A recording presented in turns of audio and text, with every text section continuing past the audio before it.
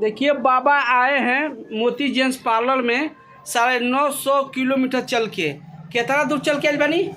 950 kilometre. आ फिर 950 kilometre दाढ़ी बाल बनवा के जाई। देखिए 950 किलोमीटर आइल बानी फेशियल करावे, दाढ़ी बाल बनवावे। और दाढ़ी बाल बन गई बा, फेशियल हो गया, उनके मित्र का बना था राय साहब को। देखी 950 किलोमीटर चल के आइल भाई। 950 किलोमीटर चल के फिर जाई कौनी जगह? 950 किलोमीटर कौनी जगह? तो उसको मत डालना, दूसरा मीटर चल रहा है, आप भर जाओगे।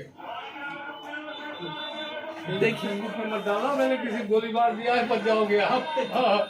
लोकेशन पता चल जाएगी भाई आप है क्या हुआ।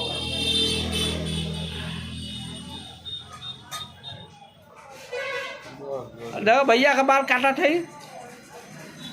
देखिए इनका बाल डाल दे, गाँव वाले हैं आप।